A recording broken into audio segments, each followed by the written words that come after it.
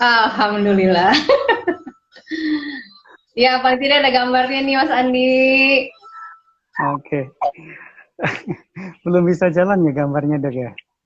Iya, tapi ada gambarnya paling tidak ya. Tadi blank. Iya, di tempat saya nggak bisa malah ini. Sekarang ada, tapi oh iya ya. Eh, Oke deh, mungkin Ya, bisa jalan dan aja sih nanti, kalau ini. iya, mudah-mudahan nanti Allah perbaiki semuanya ya. Perbaiki semuanya sehingga Amin. kita lebih baik lagi ya. Iya, iya. Oke Mas Andi, aduh apa kabarnya nih? Ya, Kegiatannya apa aja nih Mas Andi? Boleh sekalian memperkenalkan diri, kemudian sapa pemirsa IG oke. Live-nya. Oke, kegiatan masih sama, masih ngajar, masih dengan daringnya. Sebenarnya kalau dibilang bahwa yang stres ini siswanya, ternyata mungkin pengajar pun juga ikut stres gitu ya. Oh, Masya Allah. Tapi saya percaya Mas Andi itu jauh. Iya. Kalau psikolog Ya, mental positif dong ya, mental kuat. iya, harus segera teratasi karena kalau tidak teratasi ya kasihan mahasiswanya kan begitu ya. Betul. Mm-mm. Ya, selain Saya mungkin mengajar, ini selain mengajar sih, sementara ini mungkin aktif di biro psikologi, entah penanganan masalah-masalah kejiwaan, klien-klien klinis atau mungkin juga klien-klien industri yang biasanya datang apa ya istilahnya ke biro kami untuk melaksanakan semacam rekrutmen, terus promosi jabatan dan lain sebagainya. Jadi aktivitas hanya dua itu, sama satu lagi mungkin di radio gitu ya. Kebetulan saya masih dipercaya sama RRI Madiun di Pro 2 FM-nya untuk mengisi beberapa segmen di sana sehingga ya puji Tuhan dari mulai saya masih mahasiswa kali ya sampai sekarang masih dipercaya untuk mengisi di segmen tersebut. Masya Gitu. Allah luar biasa. Tidak mudah memberikan kepercayaan kepada seseorang dan mereka begitu percayanya dengan Mas Andi. Iya, betul, betul, betul. Oke.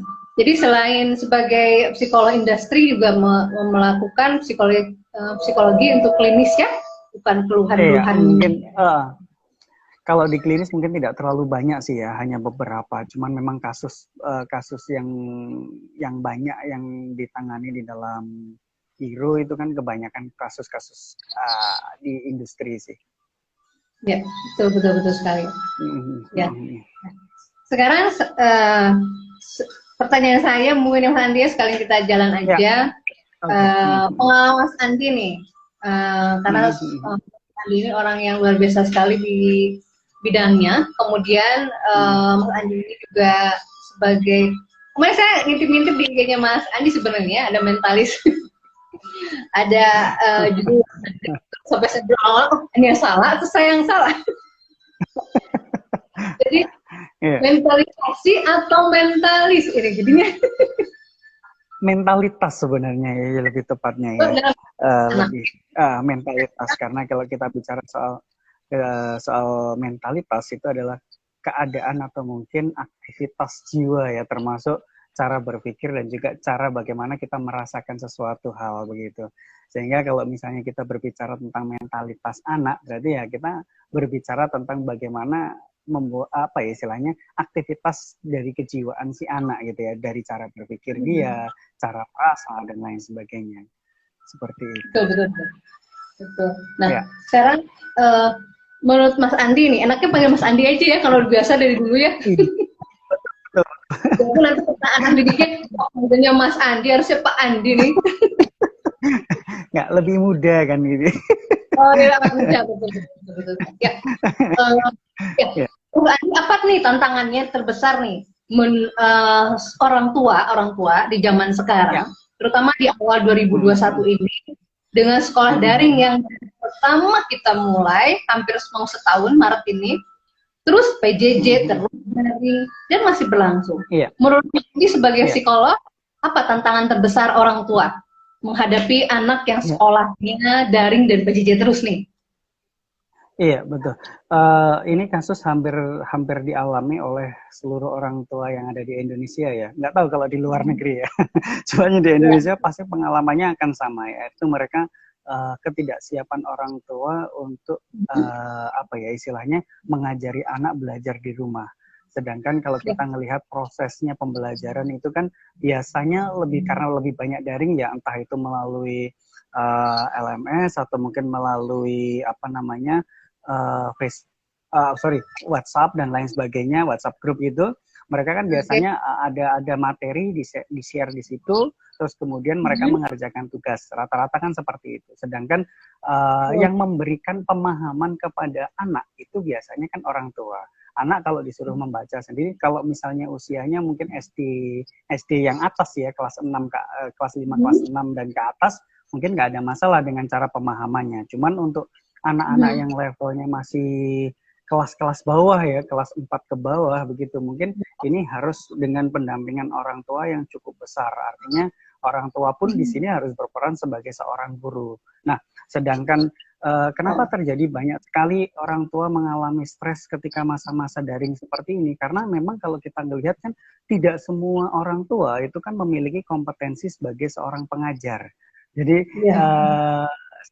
sehingga orang tua mengalami adanya tekanan tersendiri ketika ini ada tugas dari sekolah, ini ada tugas dari guru, terus anak tidak paham, harus tanya ke orang tua juga mungkin akan kesulitan bagaimana menjelaskan ini kepada anak. Nah, seperti itu. Padahal kalau kita melihat kan secara pengajaran kan jelas guru memiliki kompetensi di situ, entah dari cara pengajaran, cara menjelaskan, terus mungkin dari tingkat kesabaran juga harus dituntut lebih sabar gitu ya. Kalau misalnya ada banyak siswa sekali terus akhirnya ada satu yang nggak paham, guru masih bisa mencoba untuk bersabar untuk menjelaskan. Cuman kan untuk beberapa orang tua itu kan kecenderungannya tidak sabar dan lain sebagainya. Jadi kasus-kasusnya kenapa ada apa namanya orang tua yang mungkin memukuli anaknya atau mungkin malah ada yang tidak sabaran mungkin terus akhirnya mengerjakan tugas-tugas anaknya terus anaknya tinggal suruh nyalin dan lain sebagainya. Nah, inilah yang akhirnya membentuk mentalitas anak kan begitu ya. Permasalahan-permasalahan itulah yang akhirnya menentukan bagaimana mentalitas anak ke depan begitu. Kalau misalnya selalu anak terkena istilahnya imbasnya begini, ketika orang tua tidak sabar dalam mengajari anak begitu, terus setiap kali belajar anak selalu dipukul misalnya. Nah ini kan akhirnya membuat anak ini merasa apa ya, punya emosi negatif terkait dengan hal belajar, sehingga ketika ayo belajar itu rasanya kok anak akhirnya menjadi malas. Itu yang malas menjadi suatu problem ya, karena dipukul tadi ya, iya. kan dia. Ya betul. Beberapa kalau kita sering lihat ada di apa namanya di YouTube atau mungkin di sosial media yang lain kan ada ya beberapa orang tua yang direkam ketika mengajari anaknya sambil mukul, sambil bawa kayu, sambil bawa sendal gitu ya untuk mukul anaknya kalau nggak paham. Nah itu hal-hal semacam itu akhirnya menimbulkan ada emosi negatif dengan belajar, betul. Sehingga itu yang akhirnya membuat anak, tuh males nih kalau belajar. Jadi kalau misalnya disuruh belajar, akhirnya si anak menjadi ogah-ogahan. Nah, seperti itu permasalahan-permasalahan yang biasa muncul ketika mengalami pembelajaran daring. Ya, tidak semua orang tua seperti itu, tetapi beberapa pasti ada yang ada yang mungkin bersikap seperti itu. Terus untuk mentalitas yang lainnya lagi terkait dengan kebiasaan yang kan ada ya beberapa orang tua yang kadang nggak sabaran, sudahlah sini saya kerjakan, kamu tinggal nyalin. Nah ini kan akhirnya menimbulkan mentalitas ya udahlah nanti kalau ada PR paling ibu yang ngerjain. Jadi iya betul. Akhirnya yang dapat nilai kan orang tua bukan si anak kan seperti itu. Betul sekali Mas Andi, betul. Nah, tadi pada saat jadi ada dua ya, ada bisa orang tua tidak sabar, tantangan terbesarnya, tidak sabarannya kepada anak dengan trauma-trauma atau dengan pelaku negatif. Nah, yang sedangkan yang kedua ada orang tua yang sabar, saking sabarnya orang tua ini mengerjakan bahkan ya tugas-tugas sekolahnya. Akhirnya anaknya membiarkan nanti juga mama yang membuatkan PR-nya, nanti juga papa yang buatkan, saya tahu beres gitu, dan itu yang dapat nilai kata Mas Andi orang tuanya nih ya. Iya, betul, betul, betul. Dari dua contoh kasus itu tuh Mas Andi nih, mental yang pertama anak itu menjadi apa, dan kalau yang kedua anak itu mentalnya seperti apa jika dilakukan Baik, seperti itu? baik. Mungkin kita tidak bisa menggeneralisasi, cuman paling tidak prediksinya adalah ketika kita terlalu membuat apa ya istilahnya kondisi belajar itu tidak menyenangkan sampai akhirnya apa ya istilahnya orang tua memukul dan lain sebagainya, bisa jadi kan ada traumatis tersendiri terhadap si anak ya, terkait dengan pembelajaran. Ketika mereka diminta untuk belajar pasti akan menolak begitu ya, secara tidak langsung mungkin anak menjadi merasa tidak nyaman ketika belajar. Nah, itu yang akhirnya yang muncul adalah seperti itu. Terus yang kedua, bisa jadi ya dari kasus yang pertama itu anak akan mencari alasan tersendiri untuk tidak mengerjakan tugas, tidak belajar dan lain sebagainya. Karena apa? Ketika belajar di rumah dengan orang tua kecenderungan misalnya terlalu keras seperti itu. Kalau nggak sabar misalnya mukul dan lain sebagainya begitu. Nah, untuk yang mentalitas yang untuk anak yang apa namanya kasus yang terakhir gitu, yang kedua gitu ya, bisa jadi yang muncul adalah anak mengalami ada sedikit ini ya apa namanya rasa malas dan menggampangkan gitu ya, menggampangkan kalau misalnya nggak apa-apalah nanti kalau ada tugas nanti pasti akan dikerjain orang tua. Nah, seperti itu. Apalagi kalau misalnya orang tua pun juga tidak banyak ngomong ya, udah ini kerjain, tinggal nyalin aja. Nah, misalnya seperti itu. Nah, ini kan tidak akhirnya begini, anak menjadi malas untuk belajar karena mengandalkan pasti ada bantuan dari orang lain begitu ya, termasuk di sini adalah orang tua. Ini sebenarnya hanya sekelumit kasus ya. Mungkin masih banyak kasus yang ada di masyarakat ya yang terkait dengan pembelajaran jarak jauh seperti itu. Betul. Ini sekelumit kasus, tapi angka kejadiannya lumayan tinggi ya, mungkin ya Mas Andi ya. Betul, betul, betul, betul. Banyak juga tuh di video-video viral ya, di medsos-medsos juga saya seperti itu, yang tidak sabar orang tua seperti itu ya. Oke, nah kita sebagai kita orang tuanya, bagaimana cara mengatasi tantangan terbesar itu? Apakah apakah harus anak saja yang di perubahan mentalnya, atau orang tua pun harus dilakukan perubahan mentalnya, atau kita sebut contohnya kalau kata Pak Jokowi reformasi mental. Reformasi mental, oke. Ya, sebenarnya kalau kasus-kasus seperti ini ya, apalagi kalau misalnya ini sudah menanganinya adalah kasus anak, itu biasanya memang yang lebih banyak perlu reformasi mental itu kan sebenarnya orang tua ya. Apalagi kalau misalnya kita ngelihat dari kasus-kasus psikologi aja lah ya, permasalahan-permasalahan yang hadir pada anak itu biasanya tidak jauh dari orang tua. Kenapa anak berbuat ulah di sekolah? Kenapa anak berbuat nakal di sekolah? Biasanya ini terbawa dari rumah. Artinya bisa jadi sumbernya itu dari rumah. Dulu pernah ketika ada praktek di waktu ngambil S2 ya, begitu ya.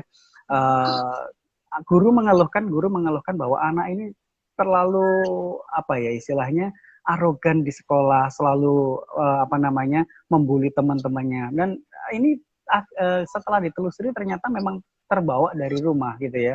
Bagaimana orang tua memperlakukan kepada anak dan lain sebagainya. Anak mendapat contoh dari orang tua. Nah, kadang permasalahan-permasalahan itulah yang terbawa sehingga perilaku itu muncul kepada anak begitu. Sehingga kalau saya mengatakan bahwa siapa yang perlu direformasi mentalnya? Mungkin sebelum kita mereformasi mental si anak, mungkin kita perlu mereformasi mental orang tuanya begitu. Pernah ada suatu kasus begini. Anak seorang tua mengeluhkan kepada psikolog bahwa anaknya ini malas sekali belajar begitu ya. Nah, kemudian diminta untuk belajar, dia malah asik nonton televisi. Nah, akhirnya setelah ditelusuri ternyata permasalahannya adalah ketika anak ini belajar, meja belajarnya itu ada di ruang TV, orang tuanya nonton televisi. Nah, sebenarnya kan permasalahannya bukan dia malas belajar, tetapi karena lokasi belajarnya itu adalah di ruang televisi dan televisinya nyala dan orang tuanya nonton gitu ya. Nah, sehingga kan permasalahannya sebenarnya adalah bagaimana ketika anak belajar mati kan begitu. Jadi bukan permasalahan si anak. Nah, seperti itu. Terus ada beberapa kasus lagi begitu ya. Anak ini cukup besar sih ya usianya ya. Dia beberapa kali pindah kuliah dan tidak selalu tidak selesai. Yang terakhir adalah kuliahnya ini dia bayar terus, tetapi akhirnya di DO oleh kampus kan dia dalam waktu 2 tahun tidak pernah masuk gitu ya. Dan alasan orang tua dibawa ke psikolog adalah ini anak ini perlu dimotivasi ya, saat itu seperti itu. Kemudian setelah ditelusuri gitu ya, ternyata permasalahannya memang secara tidak sadar itu dibawa dari rumah. Artinya ternyata dia itu kurang mendapatkan perhatian di rumah, selalu dibandingkan dengan saudara kandungnya, terus jarang ada interaksi yang hangat dengan dia, sehingga yang terjadi apa ya istilahnya, ada semacam memberontak begitu ya, memberontak, sehingga yang muncul adalah dia untuk kuliahnya tidak beres dan lain sebagainya. Nah, kembali lagi kalau misalnya ini adalah kasus pada anak-anak, kebanyakan ya rata-rata memang permasalahan itu berasal dari rumah, entah itu dari orang tuanya atau saudara kandung, atau mungkin kalau dia tinggal dengan keluarga besar, bisa jadi permasalahannya lebih kompleks lagi kan begitu. Sehingga memang kalau dalam kondisi-kondisi seperti ini untuk reformasi mental, kalau misalnya ini berbicara tentang anak, ya mungkin alangkah baiknya mungkin orang tua yang lebih dahulu mengubah bagaimana cara berkomunikasi kepada anak. Nah, seperti itu. Ya, jadi kesimpulannya adalah rubah dulu bagaimana cara komunikasi kepada anak. Jadi orang tua dulu yang direformasi sebelum reformasi mental, baru cara kepada anak. Ya, tadi menyinggungnya karena begini ya. Ya, gimana? Jadi kan begini, ketika kita berada pada posisi sekarang ini kan pandemi, ini anak sering hampir 24 jam di rumah ya. Kalau dulu mungkin kan ada berapa jam itu kan berada di sekolah, sehingga orang tua intensitas ketemunya tidak banyak. Sekarang ini kan intensitas ketemu antara orang tua dengan anak itu cukup besar, hampir 24 jam orang tua ketemu dengan anak, sehingga mungkin ini yang akan menjadi peluang lebih besar terjadinya sebuah konflik antara orang tua dengan anak. Semakin sering ketemu, semakin sering berinteraksi, konflik itu kan semakin besar begitu. Sehingga kalau misalnya orang tua tidak pintar untuk mengelola konflik ini, nah ini akan memicu pada pertengkaran yang lebih besar lagi antara orang tua dengan anak. Oke. Ya, pertengkaran lebih besar, terutama anak-anak remaja ya, remaja menjelang betul. Kembali tadi menyinggung tadi Mas Andi ya, izin ya. Tadi ke kasus anak-anak diperintah ke orang tuanya belajar, tapi ternyata orang tuanya sedang nonton TV ya. Jadi ya itu kembali mungkin kita sebagai orang tua mungkin ya Mas Andi. Jadi apa yang kita sebelum kita memerintahkan, artinya kita harus melakukan dulu ya. Karena anak-anak apalagi mereka yang di bawah 12 tahun mungkin ya Mas Andi, seperti kita refresh atau flashback materi dulu, mereka yang di atas 12 tahun itu tidak ada gelombang otak beta, otomatis apa yang dia lihat dia lakukan. Children see, children do. Ya. Jadi otomatis orang tua dulu ya harus memberi contoh kan ya. Iya betul, apalagi benar ya tadi dikatakan di bawah usia 12 itu anak itu kan lebih cenderung belajarnya itu kan bukan dari apa yang disampaikan orang tua ya, tetapi apa yang dia lihat dari orang tua kan begitu. Sehingga memang kalau di dalam psikologi anak ini adalah modeler sejati ya, artinya bagaimana mereka belajar sesuatu hal dia dengan memodeling orang tuanya, bagaimana cara berkomunikasinya. Bahkan pernah ada satu kasus di salah satu sekolah begitu ya, anak ini ternyata kenapa kok kata-katanya kasar sekali, apalagi terhadap perempuan. Ternyata dia melihat ayahnya itu kalau berkata kepada ibunya seperti itu gitu ya, sehingga dia pun juga ketika berhadapan dengan orang-orang perempuan, guru perempuan pun juga kadang kasarnya begitu gitu ya. Jadi itu yang saya katakan bahwa sebenarnya anak ini adalah seorang modeling gitu ya. Mereka meniru apa yang mereka lihat dan mereka dengar seperti itu. Oke, betul. Setuju sekali, betul. Setuju sekali. Saya juga sama karena merasakan seperti itu ya. Perubahan sedikit lah. Tanya kepada diri saya, ada apa nih dengan anak saya? Ada sesuatu kah yang terjadi pada diri saya hingga mereka melakukan seperti itu? Mungkin begitu ya. Jadi kita harus mengajar dulu ya, orang tua mungkin ya, Mas Andi ya. Betul. Makanya mungkin di sini salah satunya ketika ada anak bermasalah mungkin diminta seharusnya orang tua pun juga harusnya berefleksi ya, bagaimana apakah sudah benar sikap yang diberikan kepada anak begitu. Tetapi rata-rata ya orang yang kembali datang ke psikolog begitu ya, ke biro psikologi begitu, ketika mereka setelah menjalani beberapa kali asesmen begitu, terus psikolog menyimpulkan bahwa permasalahan berasal dari orang tua atau dari rumah, biasanya terjadi sebuah penolakan. Loh, kenapa kok dari saya gitu ya? Kenapa kok yang harus berubah kok saya dulu? Kenapa kok nggak anaknya gitu ya? Nah, mereka kan maunya instan ya. Jadi jadi menempatkan anak itu seperti kayak ini ya, kita bawa pakaian kotor ke laundry, pokoknya saya tahu bersih deh gitu ya. Padahal sebenarnya permasalahannya itu bukan pada anak gitu loh. Itu kebanyakan yang terjadi pada klinik psikolog anak seperti itu. Jadi kalau misalnya saya sharing-sharing dengan beberapa teman psikolog anak, biasanya mereka mengeluhkan bahwa beberapa ya, walaupun tidak semua, beberapa orang tua itu pasti akan menolak ketika psikolog ini menyatakan bahwa permasalahan muncul dari orang tua, dari rumah dan lain sebagainya. Biasanya ada penolakan. Dan biasanya setelah seperti itu mereka tidak akan kembali ke tempat psikolog lagi. Dia pasti akan cari psikolog lain. Mencari pembenaran seperti itu. Biasanya seperti itu. Ya, betul. Saya setuju Mas Andi. Jadi lebih baik kita strict dari awal, kita tegas dari awal. Pada saat kita kedatangan ya seperti di klinik ya, buat pasien-pasien di hipnoterapi untuk kasus-kasus parenting, saya dari awal sudah mengatakan jika anak ini 12 tahun harus dampingi orang tuanya. Saya bilang gitu. Oh, ya, betul. Ya, karena kalau tidak, saya tidak akan melakukan terapi gitu.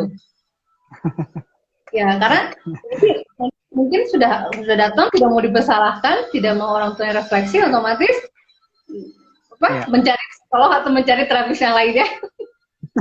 Biasanya di kota-kota besar itu mereka ketika anak terapi itu yang ngantar bukan lagi orang tuanya, tetapi babysitter gitu ya, entah pengasuhnya atau mungkin antara supirnya saja atau mungkin satpamnya dan lain sebagainya. Jadi peran orang tua di sini malah lebih kecil. Padahal sebenarnya untuk perubahan hal semacam ini harus dimulai dari perubahan orang tua. Artinya bisa jadi anak kenapa ada permasalahan kepada itu karena mungkin si anak merasa kurang adanya perhatian dari orang tua, bisa jadi seperti itu.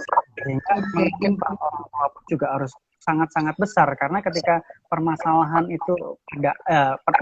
anak itu diserahkan kepada psikolog, yang sebenarnya yang perlu banyak diberikan treatment itu ya 50-50 ya. Anak diberikan treatment, tetapi orang tua pun juga harus ada treatment khusus. Sehingga ketika anak diberikan sebuah treatment dan orang tua tidak berubah, bisa jadi perilaku anak akan tetap saja gitu ya, atau bisa jadi kembali kepada kondisi awal seperti itu. Oke. Ya, saya setuju. Berarti treatmentnya otomatis 50-50 ya, 50%. Berarti reformasi untuk orang tuanya, atau refleksikan diri dulu orang tuanya, kemudian baru ke anak. Betul ya? Begitu mungkin ya? Betul. Betul. Ya, betul. Nah, kemudian Mas Andi, jadi memang betul-betul berbeda ya namanya reformasi mental dengan mentalitas. Mental ini betul-betul beda ya. Maknanya. Iya. Ketika kita berbicara tentang mentalitas itu kan kondisi mental seseorang ya. Nah, ketika kita mengatakan reformasi mental, itu bagaimana kita merubah mentalitas yang ada di dalam anak itu menjadi lebih positif lagi, kan seperti itu. Kita mengubah mentalitas yang ada menjadi mentalitas yang baru. Itu yang kalau kita berbicara reformasi mental. Betul. Seperti reframing kali ya. Iya, jadi, betul, hampir. Betul ya, Mas Andi mungkin gitu ya? Iya, mungkin seperti itu. Lebih baik dan lebih positif lagi mungkin ya, gitu ya, Iya, Andi ya? Betul. Ya, oke. Iya, Mas Andi. Kemudian, ada tidak cara atau teknik khusus dalam menanamkan mental itu kepada anak? Jadi, untuk menanamkan mentalitas kepada anak, ada nggak teknik khusus yang diberikan orang tua? Paling tidak tadi ya, saya melakukan pada saya, misalnya saya orang tua, saya mau melakukan juga pada anak saya. Nah, ada teknik khusus tidak? Bisa dijelaskan? Oke, sebenarnya kalau dibilang teknik khusus itu tidak terlalu banyak ya. Artinya tidak ada yang secara spesifik begitu.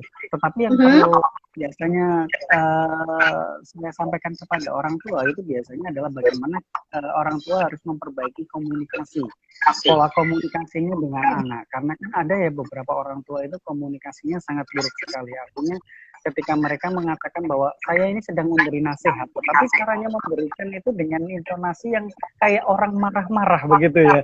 Nah, ini kan sama sekali tidak pas begitu ya. Ketika orang tua apa ya istilahnya tidak menyadari bahwa komunikasinya ini saya ini sedang memotivasi, tetapi pada nyatanya ini sedang melukai hatinya si anak. Nah, misalnya satu contoh bagaimana? Satu contoh kok bisa melukai hati itu karena begini. Ada beberapa orang tua itu kan mereka yang bukan ini ya, mereka mungkin sengaja untuk memotivasi dengan cara membandingkan dengan misalnya kakaknya atau adiknya atau mungkin tetangganya atau mungkin juga teman sekelasnya begitu ya. Ini tujuannya baik gitu ya. Kalau kita bicara ini tujuannya baik, kita membandingkan seperti itu. Cuman tujuannya ini apa ya istilahnya tidak bisa ditangkap dengan baik oleh si anak.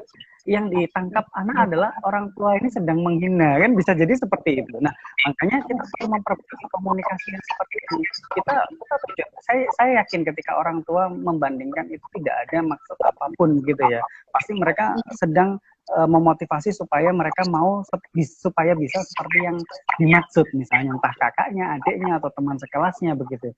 Cuman terkadang itu membuat anak itu menjadi sakit hati gitu ya, sakit hati karena dibanding-bandingkan dan lain sebagainya. Padahal kita perlu tahu bahwa setiap anak itu kan adalah individu yang berbeda, individu yang unik gitu ya. Kita membandingkan itu tidak tepat begitu ya, walaupun sebenarnya tujuannya baik, tapi ini adalah cara yang tidak tepat untuk dilakukan. Makanya orang tua harus tahu bagaimana kita harus ketika kita berkomunikasi dengan anak harus bagaimana. Jadi yang perlu dilakukan kalau misalnya sudah seperti ini adalah orang tua harus bisa memperbaiki pola komunikasi dan juga interaksi dengan sang anak. Ini yang salah satu yang mungkin bisa harus dilakukan oleh orang tua. Iya, betul. Memperbaiki pola komunikasi agar tidak miskom ya. Iya, betul. Karena kan setiap anak itu beda ya. Ada yang ketika mereka diberi tantangan itu semakin tertantang, ada yang ketika diberi tantangan itu anak semakin down, gitu ya. Nah, ini anak saya tipe yang mana, gitu ya. Jangan sampai salah, gitu ya. Kita salah mengenali anak sendiri kan begitu ya. Wah, saya kasih tantangan aja deh. Artinya begini nih, anak yang pertama dikasih tantangan mungkin akan dia terpacu gitu ya. Sedangkan anak yang kedua kalau dikasih tantangan bisa jadi tambah down. Jadi kalau misalnya kita mau memberikan tantangan kepada anak yang kedua ya kita harus berpikir ulang gitu loh. Bisa jadi malah mereka tidak akan terpacu motivasinya, tetapi bisa jadi malah down gitu motivasinya begitu ya. Jadi paling tidak orang tua harus bisa mengenali karakteristik anak sendiri karena anak pertama, anak kedua, dan anak ketiga itu bisa jadi memiliki karakteristik yang berbeda sehingga penanganannya pun juga berbeda seperti itu. Iya, Mas Andi betul. Jadi selain kita harus memperbaiki pola komunikasi orang tua kepada anak agar tidak miskom itu ya, miskomunikasi, kita juga perlu mengetahui karakteristik anaknya. Betul. Apakah perlu juga kita mengetahui tipe pembelajaran apakah anak kita ini? Contohnya, apakah dia visual, auditori, atau apa kita perlu juga itu orang tua mempelajari itu? Iya, bisa jadi orang tua pun juga perlu mengetahui itulah ya, paling tidak harus belajar bagaimana cara anak kita belajar begitu ya. Karena kan kadang gini ya, konsep belajar itu adalah duduk di kursi menghadap di depannya ada sebuah meja terus membaca dengan diam begitu kan, itu adalah konsep belajar kan gitu ya. Tetapi untuk semua orang kan berbeda-beda ya. Ada anak yang mungkin bisa sambil mendengarkan musik baru bisa belajar, ada anak yang harus jalan-jalan mungkin sambil menghafalkan, ada anak yang bisa saja duduk diam terus sambil menggaris atau mencatat itu baru bisa hafal. Nah, ini kan masing-masing akan berbeda sehingga memang paling tidak begini, kita tahulah ini ciri khas anak kita ini yang kayak apa gitu ya. Jangan terus kita samakan itu loh, dia bisa diem aja kok, dia diem aja bisa mengerjakan, kamu kok apa namanya jalan-jalan terus dari tadi. Nah misalnya seperti itu kan nggak bisa kalau kita membandingkan seperti itu. Tapi bisa jadi memang cara belajarnya ya seperti itu, dia sambil ngelihat apa begitu ya, sambil jalan kemana, sambil dia menghafal, itu kan bisa jadi seperti itu. Ada anak ya yang dia sama sekali kelihatannya tidak mendengarkan gitu ya, kelihatannya tidak mendengarkan gitu ya, dia sambil menggambar gitu ya, tetapi ketika dia ditanya dia bisa menjawab. Nah ini kan juga salah satunya seperti itu. Bahkan kadang ada gurunya yang nggak percaya terus ngecek gitu ya karena si anak ini asik gambar sedangkan yang lainnya nulis begitu ya. Ketika ditanya ya dia bisa menjawab apa yang ditanyakan oleh si guru seperti itu. Oke, betul-betul. Ternyata auditorinya lebih kuat dan kinestetiknya ya. Iya, betul. Betul. Nah, sekarang selanjutnya mungkin orang tua sudah mencoba nih ya, Mas Andi, melakukan komunikasi,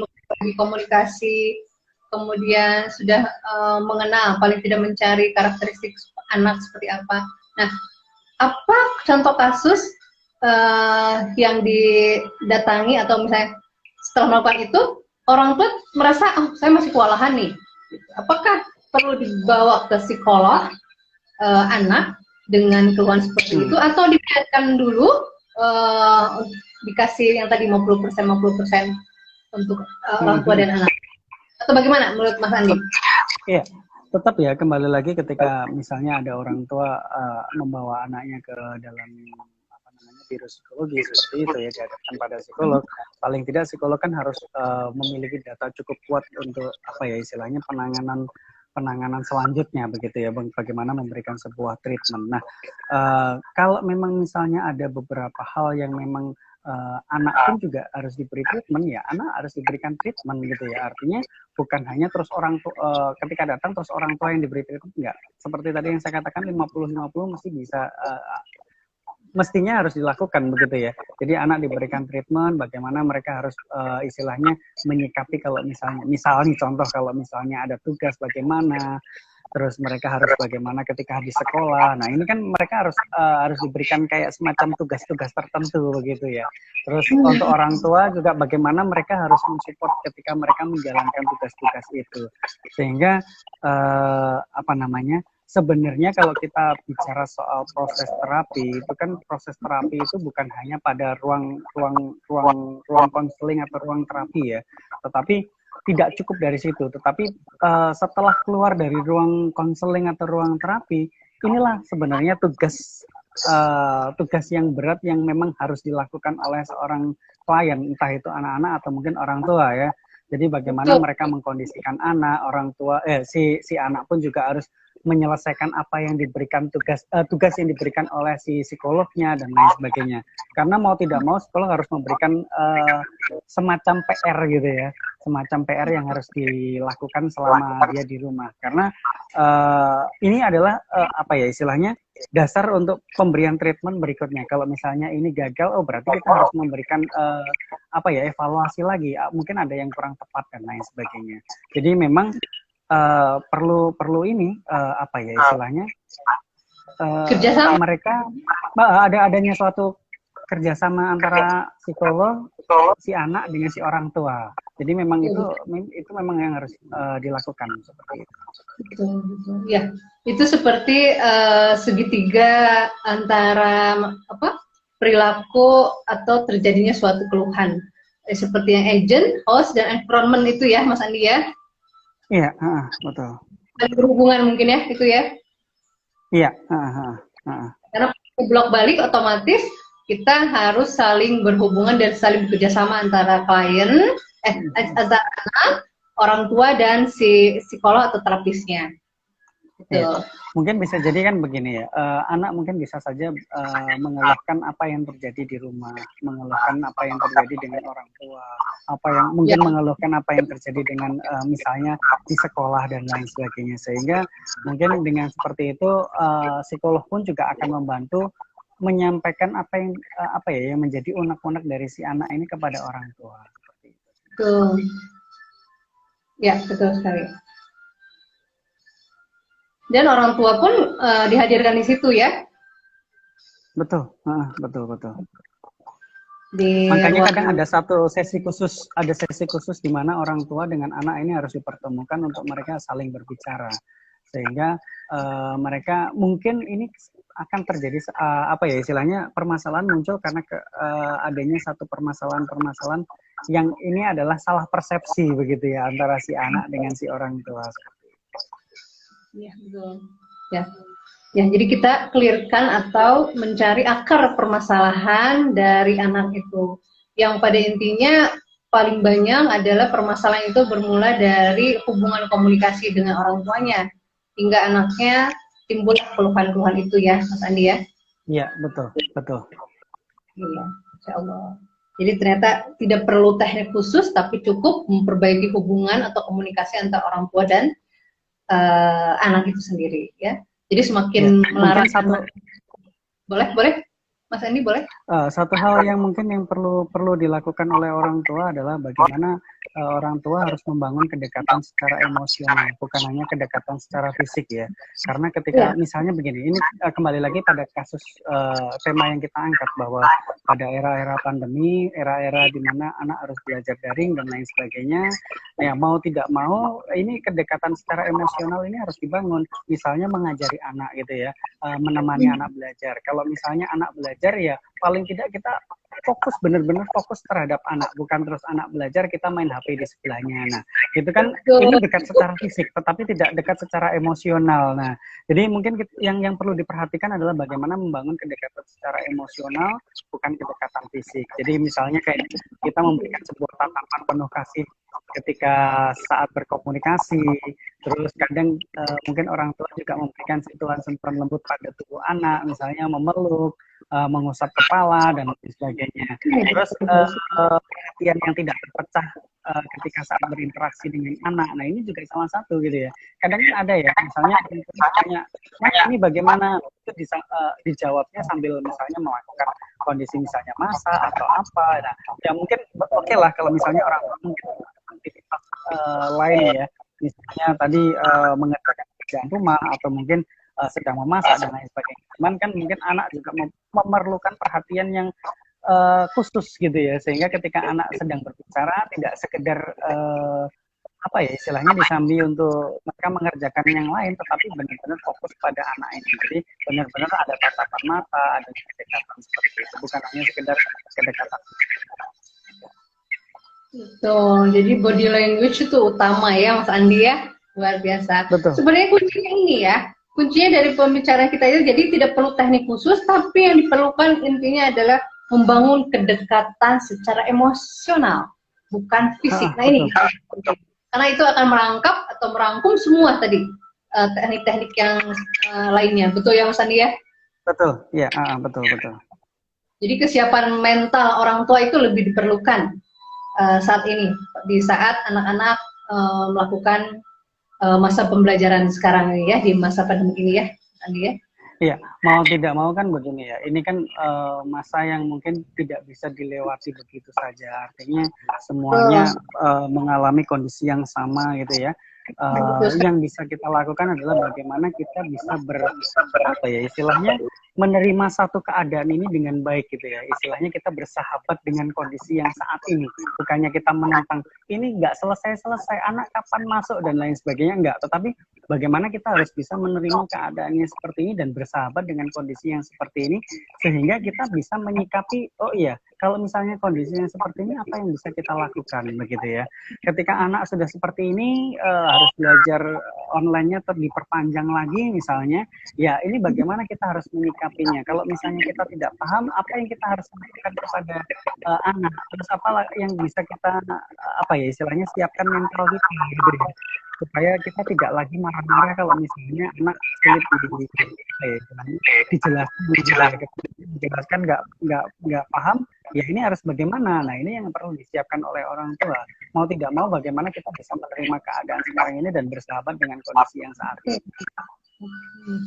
Ya, ini bagus sekali. Saya setuju dan ini merupakan garis besarnya tampaknya ya Mas Andi ya.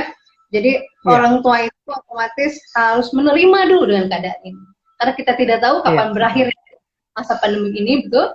Dan setelah menerima kita Betul, harus betul. bersahabat dengan keadaan ini. Dengan proses menerima, bersahabat, kita tenang, bahagia, otomatis melahirkan komunikasi atau kedekatan emosional kepada anak kita. Betul. Karena kadang gini ya, ada beberapa orang tua ini yang masih tidak bisa menerima dengan kondisi yang seperti ini. Ini misalnya marah-marah karena sekolah tidak masuk-masuk, sedangkan anak ini harus belajar dan lain sebagainya. Daripada kita yang berkeluh kesah yang seperti itu, ya paling tidak kita bisa lah. Artinya, oke, menyikapi dengan kondisi yang seperti ini. Kalau misalnya anak masuk, bagaimana? Jangan-jangan kan bisa saja terpapar oleh virus dari orang luar dan lain sebagainya. Ini kan malah lebih berbahaya. Jadi daripada hal semacam itu, mungkin kita perlu menyikapi. Kalaupun misalnya begini, kita tidak paham dengan materinya, mungkin kita bisa bekerja sama dengan guru atau pihak sekolah. Jadi tidak hanya anak yang mengerjakan PR-nya, tetapi bagaimana orang tua pun juga harus belajar bagaimana sih membuat anak ini lebih paham dengan materi ini. Nah, jadi kan ini yang benar-benar apa ya istilahnya tindakan yang solutif ya. Bagaimana ketika ada permasalahan ini kita bisa menyelesaikan dengan baik kan seperti itu. Oke, luar biasa sekali Mas Andi. Mas Andi, kita sapa dulu yuk pemirsa IG Live yang sudah bergabung. Ini ada yang bertanya nih Mas Andi. Ya, dari Ledia.7191. Apakah ada tips menjaga stabilitas mental belajar anak semasa pandemi COVID-19? Apakah ada tipsnya menjaga stabilitas? Jadi anaknya bagaimana tetap stabil untuk seperti ini? Bisa dijawab mungkin Mas Andi. Baik, oke. Sebenarnya begini, ketika anak-anak memasuki sekolah daring ini kan cukup menyita apa ya istilahnya emosi ya. Artinya mereka setiap hari pasti akan selalu ada tugas untuk dikerjakan, sehingga itu adalah sebuah tekanan tersendiri untuk anak, kan begitu ya. Nah, kalau misalnya sudah itu sebuah tekanan dari tekanan yang diterima oleh anak, mau tidak mau orang tua jangan sampai menambah tekanan pada anak, misalnya dengan memarahi, membentak atau mengajari dengan cara yang mungkin sedikit keras. Nah, ini kita harus menghindari itu, sehingga mau tidak mau orang tua harus bisa menjadi support gitu ya, support untuk si anak, sehingga bagaimana mereka bisa merasa didukung oleh orang tuanya dengan cara diajar, diberikan semangat dan lain sebagainya. Misalnya ketika belajar orang tua membawakan makanan kesukaannya buat cemilan dan lain sebagainya, itu kan sebuah support untuk si anak, sehingga kita akan membantu stabilitas emosi si anak gitu ya. Itu yang mungkin bisa dilakukan oleh orang tua, sehingga istilahnya adalah perannya begini, paling gampangnya adalah perannya begini, orang tua tidak menambah tekanan pada si anak, itu sudah cukup membantu menstabilitaskan mental mereka ketika belajar di era pandemi seperti ini, begitu. Oke, ya. Oke. Jadi bagaimana menjaga stabilitas mental? Intinya para orang tua tidak menambah beban atau tidak menambah PR kepada anak ya, sehingga yang sebaiknya orang tua itu mensupport anak dalam pembelajaran ini, betul ya, ya. Kembali lagi intinya yang tadi di awal saya setuju bahwa intinya adalah bahwa harus menjaga tetap kedekatan terhadap emosi anak itu sendiri ya. Jadi kalau anak misalnya nggak kita temperamen, jadi kita harus melandai dan membuat dia lebih tenang seperti itu mungkin ya. Jadi kedekatan emosionalnya terjaga. Oke sekali. Tidak terasa nih Mas Andi, waktunya sudah jam 12 kita. Ya, kita menunggu untuk azan sebentar lagi. Mungkin terakhir Mas Andi, ada yang mau disampaikan? Pesan terakhir untuk pemirsa IG Live agar tetap semangat untuk untuk mementalitaskan anak menjadi orang yang mental yang kuat, kemudian percaya diri, selalu semangat dengan daringnya. Apakah ada pesan khusus untuk para orang tua? Mangga. Oke, baik. Paling tidak orang tua harus menyadari bahwa ini saya akan menggarisbawahi bahwa ketika memasuki era apa namanya belajar online, anak ini sudah membawa tekanan tersendiri bahwa oh iya harus belajarnya harus seperti ini, sehingga orang tua perlu benar-benar bisa menjadi seorang motivator yang bisa apa ya istilahnya membuat si anak ini bisa belajar lebih nyaman ketika di rumah.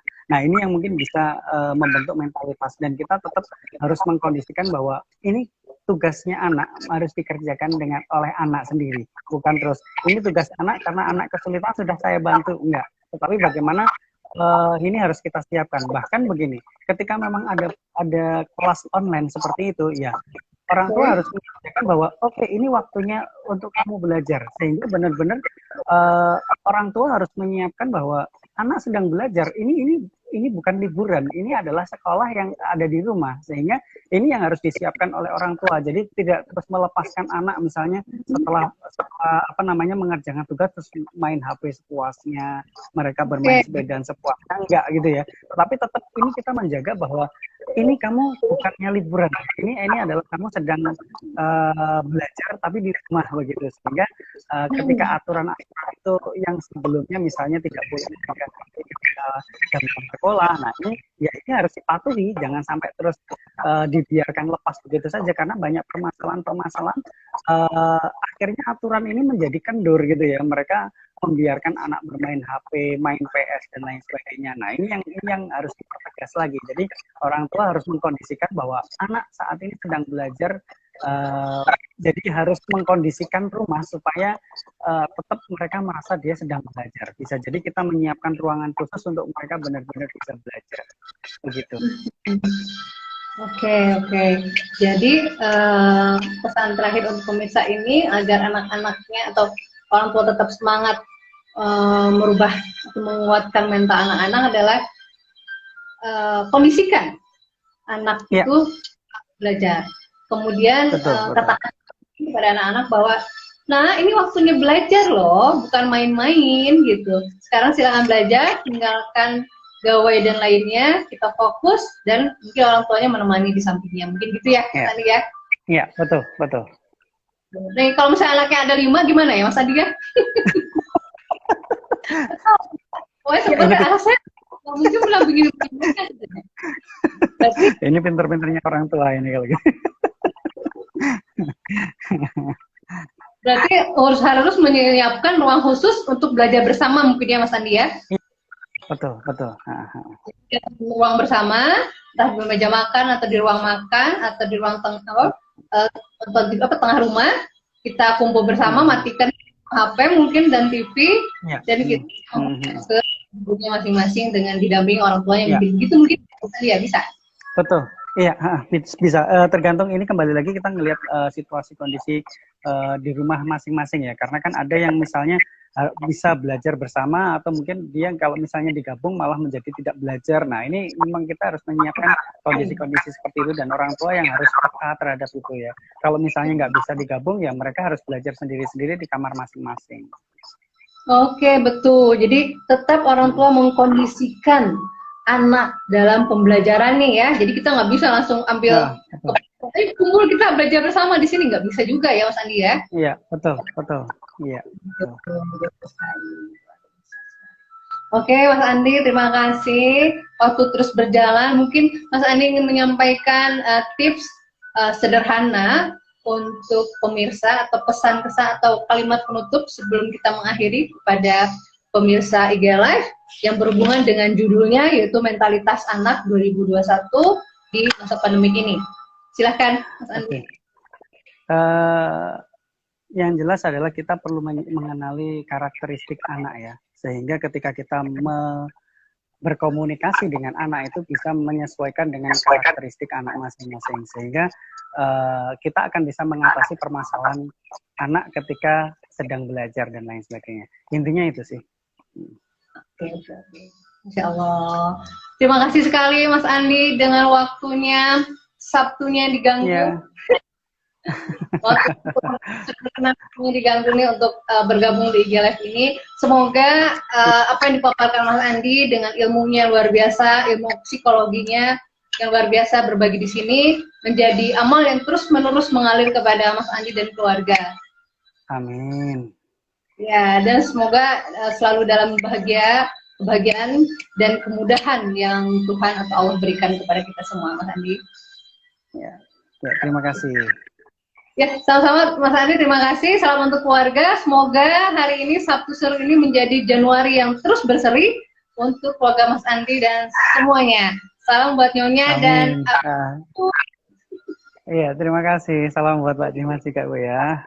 terima kasih Mas Andi. Saya pamit. Ya. Selamat siang, terima kasih. Ya. Ya. Alhamdulillahirrahmanirrahim, segala puji bagi Allah. Akhirnya berakhir sudah pembicaraan yang luar biasa tentang mentalis anak 2021 di masa pandemi ini. Intinya dari pembicaraan kita tadi ini, bagaimana kita menyiapkan mental anak, bagaimana kita merubah anak kita menjadi yang sosok mental yang kuat, stabil yang hebat, yaitu intinya adalah peran seorang orang tua. Bagaimana peran orang tua itu hadir, yaitu hadirkan komunikasi yang luar biasa kepada anak atau cari komunikasi yang terbaik kepada anak. Kemudian hadirkan juga kedekatan emosional, bukan kedekatan fisik. Artinya tinggalkan pada saat anak belajar, tinggalkan semua atribut di diri kita, jadilah seorang pendamping, jadilah orang tua, dan jadilah seorang pengajar. Kemudian bagaimana mengkondisikan anak untuk belajar dengan lebih baik lagi, yaitu kondisikan anak, fasilitasi pembelajarannya, dan lakukan dengan hati yang lembut dan hadirkan rasa cinta kita kepada anak kita. Luar biasa, terima kasih sudah bergabung. Masya Allah, terima kasih semua. Ya, Keisha, Gina, klinik tentunya, Klinik Bapak Lydia, mungkin mudah-mudahan terjawab jawabannya, dan Ibu Tati, dan yang lainnya sudah bergabung tadi sebelumnya. Terima kasih. Kali ini saya tutup Sabtu Seru di Januari berseri kali ini. Kita bertemu lagi di Sabtu berikutnya, Sabtu Seru dengan tema yang menarik dari alumni Trans yang menjadi pakar di bidangnya masing-masing. Terima kasih. Assalamualaikum warahmatullahi wabarakatuh. Happy weekend. Selamat siang.